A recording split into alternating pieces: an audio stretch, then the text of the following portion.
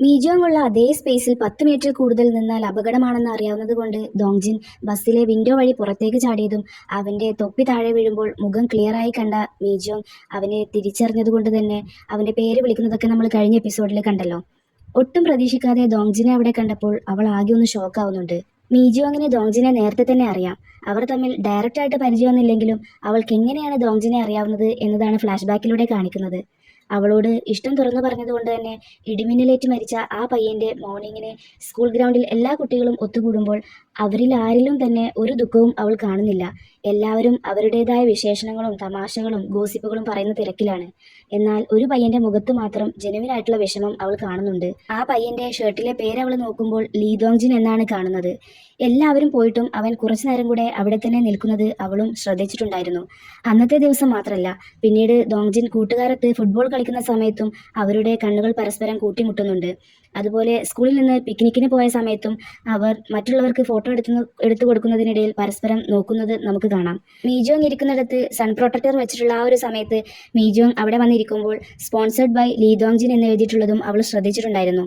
Lunch കഴിക്കുന്ന സമയത്ത് സ്പോർട്സിൽ നല്ല വശമില്ലാത്ത ദോങ്ജിന്റെ കൂട്ടുകാരുമൊത്തുള്ള ഫുട്ബോൾ കളി കണ്ടിരിക്കുന്നത് ടി വിയിൽ എന്റർടൈൻമെന്റ് പ്രോഗ്രാം കണ്ടിരിക്കുന്നത് പോലെയായിരുന്നു മീജോങ്ങിന്. അവളതൊക്കെ നല്ലോണം എൻജോയ് ചെയ്യുന്നുണ്ടായിരുന്നു. സ്കൂളിൽ നിന്ന് ഇറങ്ങി വരുന്ന സമയത്ത് അവസാനമായി അവൾ ഒന്നുകൂടെ തിരിഞ്ഞു നോക്കുമ്പോൾ ഒരു ക്ലാസ് റൂമിൽ നിന്ന് ആരോ അവളെ തന്നെ നോക്കുന്നതായിട്ട് അവൾക്ക് ഫീൽ ചെയ്തിട്ടുണ്ടായിരുന്നു. കുറെ ദൂരത്തായതുകൊണ്ട് തന്നെ ആളെ തിരിച്ചറിയാനൊന്നും അവൾക്ക് കഴിഞ്ഞിട്ടുണ്ടായിരുന്നില്ല. എന്നാലും പരിചിതമായിട്ടുള്ള ആരോ ആണെന്ന് അവൾക്കപ്പോൾ തോന്നിയിരുന്നു. പിന്നീട് ഗ്രാജുവേഷൻ ഡേന്റെ അന്ന് ആരോ കതകിൽ തട്ടിയ ശബ്ദം കേട്ട് മീജോങ് വാതിൽ തുറക്കുമ്പോൾ ദോങ്ജിൻ ഓടിപ്പോകുന്നതിനിടയിൽ വീഴാൻ പോകുന്നത് അവൾ കണ്ടിരുന്നു. ആ സമയത്ത് അവനെ അവൾ തിരിച്ചറിയുന്നുണ്ട്. ദാവുൻ അവിടെ വെച്ചിട്ട് പോയിട്ടുള്ള ഇയർബുക്ക് എടുത്ത് മറിച്ച് നോക്കുമ്പോഴും ദോങ്ജിന്റെ ഫോട്ടോയിലേക്ക് അവൾ കുറച്ചു നേരം നോക്കിയിരിക്കുന്നുണ്ട്. നേരിട്ട് പരിചയമില്ലെങ്കിലും ആ ഇയർബുക്കിൽ ആകെ പരിചയം തോന്നുന്ന ഒരേ ഒരു മുഖം അവൻ്റേത് മാത്രമായിരുന്നു. അങ്ങനെ 10 വർഷങ്ങൾക്ക് ശേഷം ആ മുഖം ഇതാ ഇപ്പോൾ എൻ്റെ മുന്നിൽ വന്നു നിൽക്കുന്നു. ലീ ദോങ്ജിൻ, നീ എന്താ ഇവിടെ എന്നൊക്കെയാണ് അങ്ങനെ ഒരു അവസ്ഥയിൽ ദോങ്ജിനെ കണ്ടപ്പോൾ അവൾ അറിയാതെ തന്നെ പറഞ്ഞു പോകുന്നത്. അവളെ ഒന്ന് തിരിഞ്ഞു നോക്കി ചിരിച്ച് പാലത്തിന് മുകളിൽ കയറി അവൻ താഴേക്ക് ചാടുമ്പോൾ ദോങ്ജിൻ അരുത്, ചാടരുത് എന്ന് മീജോങ് പറയുന്നുണ്ടായിരുന്നു.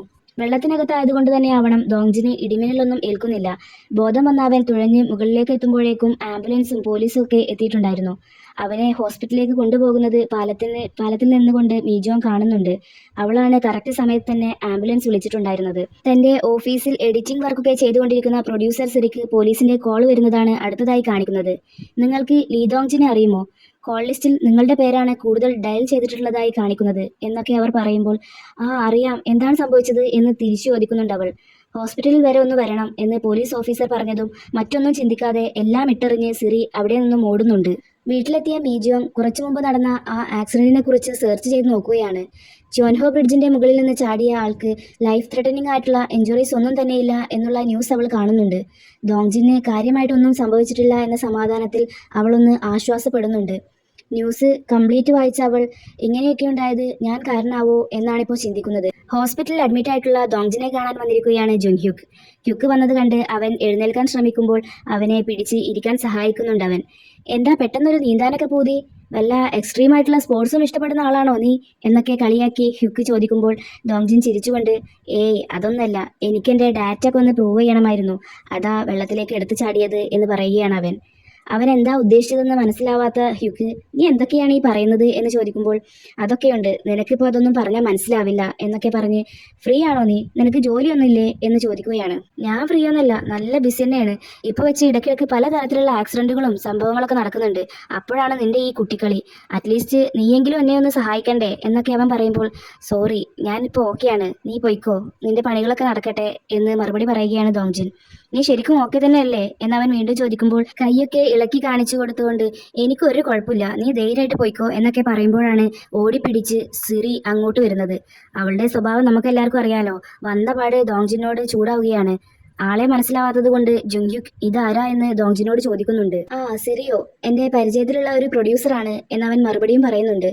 ഓക്കെ, അങ്ങനെയെങ്കിൽ നീ റെസ്റ്റ് എടുക്ക്, എന്തെങ്കിലും ആവശ്യമുണ്ടെങ്കിൽ എന്നെ വിളിക്കാൻ മറക്കരുത്, ഞാൻ പോയിട്ട് വരാട്ടോ എന്നൊക്കെ പറഞ്ഞ് ജുങ്ഹ്യുക്ക് അവിടെ നിന്നും പോവുകയാണ്. ഹ്യുക്ക് പോയതും അതാരാ എന്ന് ചോദിക്കുന്നുണ്ട് സിറി. അവനാണ് എൻ്റെ ബെസ്റ്റ് ഫ്രണ്ട് ജുങ്ഹ്യുക്ക്. അവനെ കാണുമ്പോൾ ഒരു പാവാണെന്നൊക്കെ തോന്നും, പക്ഷേ ആളൊരു ക്രിമിനൽസിനൊക്കെ പിടിക്കുന്ന ഡിറ്റക്റ്റീവാണ് എന്നൊക്കെ അവൻ പറയുമ്പോൾ പാവാണെന്ന് തോന്നുന്നു, ഒരിക്കലുമില്ല. ഒറ്റ നോട്ടത്തിൽ തന്നെ അയാൾ ഒരു ഡിറ്റക്റ്റീവ് ആണെന്ന് എനിക്ക് മനസ്സിലായല്ലോ എന്ന് അവളും മറുപടിയായി പറയുന്നുണ്ട്. അതൊക്കെ അവിടെ നിൽക്കട്ടെ. നിനക്കെന്താ ഭ്രാന്താണോ?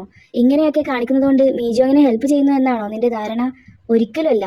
ലൈഫ് വെച്ച് റിസ്ക് ഒന്നും എടുക്കരുതെന്ന് ഞാൻ നിന്നോട് പലതവണ പറഞ്ഞിട്ടുള്ളതല്ലേ എന്നൊക്കെ അവൾ പറയുമ്പോൾ അവളെ ഇങ്ങനെ ബുദ്ധിമുട്ടിച്ചതിൽ സോറി പറയുന്നുണ്ട് അവൻ. പിന്നെ എനിക്കൊരു ഹെൽപ്പും കൂടി നീ ചെയ്യണം എന്നുകൂടെ പറയുകയാണ് അവൻ. ഇത്തവണ നീ എന്താണ് എന്നെ കൊണ്ട് ചെയ്യിപ്പിക്കാൻ ഉദ്ദേശിക്കുന്നത്? ഞാൻ ആദ്യം തന്നെ പറയാണ്, ഒന്നും നടക്കില്ല എന്നൊക്കെ അവൾ പറയുമ്പോൾ ലാസ്റ്റായിട്ട് ഒരു വേരിയബിൾ എനിക്ക് ചെക്ക് ചെയ്യാനുണ്ട് എന്നവൻ പറയുകയാണ്. വേരിയബിളോ? നീ എന്താണ് ഉദ്ദേശിക്കുന്നത് എന്നൊക്കെ സിറി ചോദിക്കുമ്പോൾ വേരിയബിൾ വെരിഫൈ ചെയ്യാൻ എനിക്ക് അതിനെക്കുറിച്ച് മീജോങ്ങിൽ നിന്ന് തന്നെ കേൾക്കണം. അവളെ അല്പമെങ്കിലും സ്നേഹിച്ച എല്ലാവരും അപകടത്തിൽപ്പെട്ടവരോ അല്ലെങ്കിൽ മരിച്ചവരോ ആയിരുന്നു. അങ്ങനെയെങ്കിൽ അവൾ സ്നേഹിച്ച ആളുകൾക്ക് എന്ത് സംഭവിച്ചു എന്നാണ് ഇനി എനിക്ക് അറിയേണ്ടത്. എനിക്ക് വേണ്ടി നീ അതൊന്ന് ചോദിച്ചറിയോ? ഇതെന്റെ അവസാനത്തെ റിക്വസ്റ്റ് ആണ് എന്നൊക്കെ ദയനീയമായി പറയുകയാണ് ദോങ്ജിൻ. ദോങ്ജിന്റെ റിക്വസ്റ്റ് അനുസരിച്ച് കാര്യങ്ങളൊക്കെ അറിയാൻ വേണ്ടി മീജോങ്ങിനെയും കൊണ്ട് ഒരു ചെറിയ ട്രിപ്പ് പോകാനുള്ള തയ്യാറെടുപ്പിലാണ് സിറി. ഇതെന്താ പെട്ടെന്നൊരു ട്രിപ്പ് പ്ലാൻ? നീ നിന്റെ ജോബ് എങ്ങാനും റിസൈൻ ചെയ്തോ എന്നൊക്കെ സംശയത്താൽ മീജോങ് ചോദിക്കുമ്പോൾ അതൊന്നല്ല. നീ ഇങ്ങനെ ആ റൂഫ് ടോപ്പിൽ അടങ്ങിയിരിക്കല്ലേ. പിന്നെ എനിക്കും എപ്പോഴും ഇങ്ങനെ വർക്കൊക്കെ ചെയ്ത് മടുത്തു. അപ്പോൾ നിന്നെയും കൊണ്ട് പുറത്തൊക്കെ ഇറങ്ങി കുറച്ച് ഫ്രഷ് കാറ്റൊക്കെ കൊള്ളാമെന്ന് വിചാരിച്ചിട്ടാണ് ട്രിപ്പ് പ്ലാൻ ചെയ്തത്. എന്നിട്ടിപ്പോൾ നീ എൻ്റെ കൂടെ വരുന്നുണ്ടോ ഇല്ലേ അത് പറ എന്നൊക്കെ പറയുമ്പോൾ റൂഫ് ടോപ്പിൽ നിന്നാലും എനിക്ക് നല്ല കാറ്റൊക്കെ കൊള്ളാൻ കഴിയും. ഏതായാലും ഒരുങ്ങിയതല്ലേ, നമുക്ക് പോവാം എന്ന് മറുപടി പറയുന്നുണ്ട് അവൾ. അങ്ങനെ അവർ യാത്ര പുറപ്പെടുകയാണ്. പിക്നിക് ഏരിയയിലെത്തി ടെന്റൊക്കെ കെട്ടി സ്വസ്ഥതയിൽ കോഫിയൊക്കെ ഉണ്ടാക്കി ആസ്വദിച്ചിരിക്കുകയാണവർ. ഇങ്ങനെ ഫ്രീ ആയി വന്നിരിക്കാൻ നല്ലൊരു സുഖമുണ്ടല്ലേ. നിനക്ക് ഇതുപോലെ ട്രിപ്പൊക്കെ പോവാൻ തോന്നിയാൽ എന്നോടൊന്ന് പറഞ്ഞാൽ മതി, ഞാൻ നിന്നെയും കൊണ്ട് പോവാം എന്നൊക്കെ സിറി പറയുമ്പോൾ മീജോങ് തലയാട്ടുന്നുണ്ട്. സംസാരത്തിനിടയിൽ സിറി മെല്ലെ ഫോൺ എടുത്ത് ദോങ്ജിന്റെ നമ്പർ ഡയൽ ചെയ്യുമ്പോഴാണ് മീജോങ് അവളെ നോക്കി നിനക്കിപ്പോൾ ജോലിയൊന്നും ഇല്ലേ എന്ന് ചോദിക്കുന്നത്. ഫോൺ എടുത്തത് പിടിക്കപ്പെടുമോ എന്നുള്ള വെപ്രാളത്തിൽ ആരാ പറഞ്ഞത് ജോലിയൊന്നുമില്ലാന്ന്? ഞാനും ബിസിയാണ്. ഏത് സമയം എഡിറ്റ് ചെയ്ത് എനിക്ക് മടുത്തു. സമയമില്ലാത്തതുകൊണ്ട് ഡേറ്റിങ്ങിന് പോലും പോകാൻ എനിക്ക് കഴിയാറില്ല. പിന്നെ നീ ഇങ്ങനെ ബസ്സിലൊക്കെ കയറി അങ്ങോട്ടും ഇങ്ങോട്ടും പോവാതെ എവിടെയെങ്കിലുമൊക്കെ പോകാൻ തോന്നിയാൽ എന്നെ ഒന്ന് വിളിച്ചാൽ മതി. നിന്റെ പേര് പറഞ്ഞിട്ടാണെങ്കിലും എനിക്ക് റെസ്റ്റ് എടുക്കാലോ എന്നൊക്കെ കുറച്ച് ശബ്ദമുയർത്തി സിറി പറയുമ്പോൾ ഞാൻ എന്തെങ്കിലും നിന്നോട് ചെയ്തോ? നിനക്ക് എന്നോട് എന്തെങ്കിലും ദേഷ്യമുണ്ടോ എന്നൊക്കെ അവൾ തിരിച്ചു ചോദിക്കുന്നുണ്ട്. എനിക്കോ നിന്നോട് ദേഷ്യോ? ഒരിക്കലുമില്ല എന്നൊക്കെ അവൾ അതിന് മറുപടിയും പറയുന്നുണ്ട്. ചെടികൾക്ക് വെള്ളമൊഴിച്ച് അവരെ പരിപാലിക്കുന്നതും റൂഫ് ടോപ്പിൽ വന്ന് കുറച്ചു നേരം ഇരിക്കുന്നതും പിന്നെ മാസത്തിലൊരിക്കൽ ബസ്സിൽ ചെറിയൊരു യാത്ര നടത്തുന്നതും അതുപോലെ രാത്രിയിൽ പൂച്ചകൾക്ക് ഭക്ഷണം കൊടുക്കാൻ പുറത്തിറങ്ങുന്നതൊക്കെ ഒരു മോശമായിട്ടുള്ള കാര്യമൊന്നല്ല എന്നൊക്കെ അവൾ പറയുമ്പോൾ മോശമായിട്ടുള്ള കാര്യമല്ല എന്നുള്ളത് നല്ല കാര്യമാണ് എന്നതിൽ നിന്ന് ഒരുപാട് വ്യത്യാസമുണ്ട്. നീയും ലൈഫിൽ നല്ല കാര്യങ്ങൾ മാത്രം ചെയ്താൽ മതി എന്ന് പറയുകയാണ് സിറി. എൻ്റെ ജീവിതത്തിൽ എങ്ങനെയാ നല്ല കാര്യങ്ങൾ മാത്രം നടക്കുക? എന്തൊക്കെയാ എന്നെ ചുറ്റിപ്പറ്റി നടക്കുന്നതെന്ന് നിനക്കറിയാവുന്നതല്ലേ. അതൊക്കെ തരണം ചെയ്യുന്നത് കൊണ്ട് തന്നെ ഞാനിപ്പോൾ നല്ല സ്ട്രോങ് ആണ്. അതുകൊണ്ട് എന്നെക്കുറിച്ച് നീ ടെൻഷനൊന്നും ആവേണ്ട എന്നൊക്കെ പറയുകയാണ് മീജോങ്. ഇവരുടെ ഈ സംഭാഷണങ്ങളെല്ലാം സിറി നേരത്തെ കോള് കണക്ട് ചെയ്ത് കൊടുക്കുന്നത് കൊണ്ട് തന്നെ ദോങ്ജിൻ കേൾക്കുന്നുണ്ടായിരുന്നു. മീജോങ്ങ, നിന്നെ ഒരുപാട് ആളുകൾ ഇഷ്ടപ്പെട്ടിട്ടുണ്ടായിരുന്നതൊക്കെ എനിക്കറിയാം. എന്നാൽ ആരെങ്കിലോടെങ്കിലും നിനക്ക് ഇഷ്ടമുണ്ടായിട്ടുണ്ടോ എന്ന് സിറി ചോദിക്കുമ്പോൾ അതെന്താ പെട്ടെന്ന് അങ്ങനെ ഒരു ചോദ്യം എന്ന് തിരിച്ചു ചോദിക്കുകയാണ് മീജോങ്. പറ, ഞാൻ കേൾക്കട്ടെ, എന്നെ ഇങ്ങനെ ക്യൂരിയസ് ആക്കാതെ എന്നൊക്കെ സിറി പറയുമ്പോൾ അങ്ങനെ ഒരാളുണ്ടായിരുന്നു. എനിക്കൊരു ക്രഷ് ഉണ്ടായിരുന്നു. പക്ഷേ അതൊക്കെ കുറേ കാലം മുമ്പായിരുന്നല്ലോ. അവനാണ് എൻ്റെ ഫസ്റ്റ് ലവ് എന്നൊക്കെ പറയാവോ എന്ന് എനിക്കറിയില്ല. ഞാൻ പോവാറുണ്ടായിരുന്ന ചർച്ചിലുണ്ടായിരുന്ന ഒരു ഒപ്പയായിരുന്നു അത് എന്നൊക്കെ പറയുകയാണ് മീജോങ്. ആഹാ, ചർച്ചിലുള്ള ഒപ്പയോ? കേട്ടിട്ടൊരു ക്ലീശേ ലവ് സ്റ്റോറി പോലെ ഉണ്ടല്ലോ എന്ന് സിറി പറയുമ്പോൾ എനിക്ക് ചെറുപ്പം തൊട്ടേ അറിയാവുന്ന ഒപ്പയായിരുന്നു അത്. എല്ലാ ആഴ്ചയിലും ഞാൻ ചർച്ചിൽ പോയിരുന്നത് അവരെ കാണാൻ വേണ്ടി മാത്രമായിരുന്നു. നല്ല ഹാൻസം ആയിരുന്നോ എന്ന് ചോദിച്ചാൽ അതൊന്നും എനിക്കറിയില്ല. അവരുടെ ചിരി കാണാൻ നല്ല ഭംഗിയായിരുന്നു എന്നൊക്കെ പറയുന്നുണ്ട് അവൾ. ഒരു ദിവസം ഞാൻ മെഡിക്കൽ ഷോപ്പിൽ വെച്ച് അവനെ കണ്ടുമുട്ടുന്നുണ്ട്. ഫ്ലാഷ് ബാക്കിലൂടെ കാണിക്കുന്നത് എന്തോ ഒരു മെഡിസിനൊക്കെ വാങ്ങിക്കുന്ന ഇഗ്ജോങ്ങിനോട് ആ മെഡിസിൻ കഴിച്ചാലുണ്ടാകുന്ന ബുദ്ധിമുട്ടുകളെക്കുറിച്ച് ഫാർമസിസ്റ്റ് പറഞ്ഞു കൊടുക്കുന്നതാണ്. അവിടേക്ക് വന്ന മീജോങ്ങിനെ കണ്ടപ്പോൾ എന്തോ ഒരു തരം പരിഭ്രാന്തിയോടെ നീ എന്താ ഇവിടേക്ക് വന്നത് എന്ന് അവൻ ചോദിക്കുമ്പോൾ എൻ്റെ അച്ഛന് നല്ല പല്ലുവേദനയുണ്ട്, അപ്പോൾ അത് മാറാനുള്ള മരുന്ന് വാങ്ങിക്കാൻ വന്നതാണ് എന്നവൾ മറുപടി പറയുന്നുണ്ട്. ഇഗ്ജോങ് കൂടുതലൊന്നും പറയാൻ നിൽക്കാതെ കയ്യിലുള്ള മരുന്ന് മറച്ചു പിടിച്ച് വേഗം അവിടെ നിന്ന് പോവുകയാണ് ചെയ്യുന്നത്. അങ്ങനെയാണ് ഒപ്പാക്ക് എപ്പിലെപ്സി ഉള്ള കാര്യം തന്നെ ഞാൻ അറിയുന്നത്. അതിനുശേഷം ഒപ്പയുമായി എനിക്ക് നല്ലപോലെ സംസാരിക്കാനുള്ള അവസരം കിട്ടിയിട്ടുണ്ടായിരുന്നില്ല. മാസങ്ങളൊക്കെ കടന്നുപോയി. ഹാങ്കുക്ക് യൂണിവേഴ്സിറ്റിയിൽ ഒപ്പയ്ക്ക് അഡ്മിഷൻ കിട്ടിയത് ഞാൻ അറിയുന്നത് തന്നെ നാട്ടിലൊക്കെ അവനെ അഭിനന്ദിച്ചുകൊണ്ടുള്ള ബാനർ വെച്ചത് കണ്ടിട്ടാണ്. സോളിലേക്ക് പോയി കഴിഞ്ഞാൽ ഒരിക്കലും ഇനി ഒപ്പായെ കാണാൻ കഴിയില്ലെന്നാണ് ഞാൻ വിചാരിച്ചിരുന്നത്. പക്ഷേ ഒരു ദിവസം പള്ളി കഴിഞ്ഞ് ഞാൻ പോകാനിറങ്ങുമ്പോൾ ഒപ്പ എൻ്റെ അടുത്തേക്ക് വന്ന് നമുക്ക് കുറച്ചു നേരം മാറി നിന്നൊന്ന് സംസാരിക്കാൻ കഴിയുമോ എന്ന് ചോദിച്ചിരുന്നു. എന്നിട്ട് ഒരു നോട്ട്ബുക്ക് എൻ്റെ കയ്യിൽ തന്നിട്ട്, ഇത് ഞാൻ പ്രത്യേകം തയ്യാറാക്കിയ ഇമ്പോർട്ടൻ്റ് ആയിട്ടുള്ള നോട്ട്സ് അടങ്ങിയ ബുക്കാണ്, നിനക്കിത് ഭാവിയിൽ ഉപകാരപ്പെടും എന്നൊക്കെ പറഞ്ഞ്, നമുക്ക് രണ്ടുപേർക്കും ഒരേ കോളേജിൽ തന്നെ പഠിക്കാൻ കഴിയുകയാണെങ്കിൽ നല്ല രസമായിരിക്കും, നിന്റെ ഹൈസ്കൂൾ പഠിത്തം കഴിഞ്ഞാൽ ഞാൻ പഠിക്കുന്ന കോളേജിലേക്ക് തന്നെ വരാൻ ഇപ്പോൾ തന്നെ പ്രിപ്പയർ ചെയ്തോ എന്നൊക്കെ പറയുന്നതിനിടയിൽ ഒപ്പ തളർന്ന് താഴെ വീണുപോയി. എല്ലാവരും ചേർന്ന് ഒപ്പായെ പെട്ടെന്ന് തന്നെ ഹോസ്പിറ്റലിലേക്ക് കൊണ്ടുപോയി. എന്നോട് ആരെങ്കിലും അപ്രോച്ച് ചെയ്താൽ അവർക്ക് സംഭവിക്കുന്നത് പോലെ തന്നെ അന്ന് ഒപ്പാക്കും സംഭവിച്ചിരുന്നു. ഞാൻ ആകെ വറീഡായി.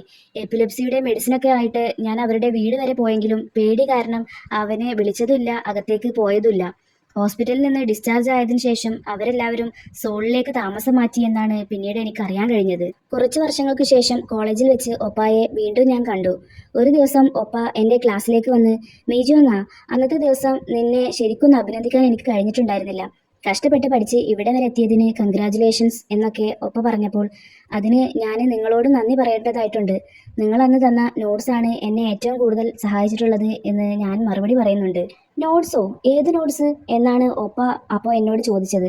ഇമ്പോർട്ടൻ്റ് ആയിട്ടുള്ള കീവേഡ്സ് ഒക്കെ എഴുതിയിട്ടുള്ള നോട്ട്സ് എനിക്ക് തന്നത് ഓർമ്മയില്ലേ എന്ന് ഞാൻ പറയുമ്പോഴാണ് ഒപ്പ അത് ഓർക്കുന്നത് തന്നെ.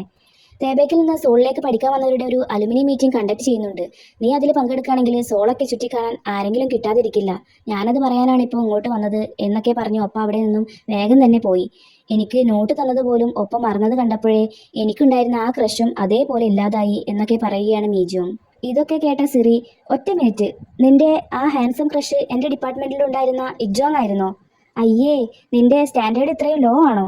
നിന്നെക്കുറിച്ച് ആ റൂമേഴ്സൊക്കെ ഡിപ്പാർട്ട്മെൻറ്റിൽ പറഞ്ഞു പരത്തിയത് തന്നെ അവനായിരുന്നല്ലോ എന്നൊക്കെ പറയുമ്പോൾ മീജോങ് ചിരിച്ചുകൊണ്ട്, എന്ത്, ഞാൻ വിച്ചാണെന്നുള്ള കാര്യമോ എന്ന് ചോദിക്കുകയാണ്.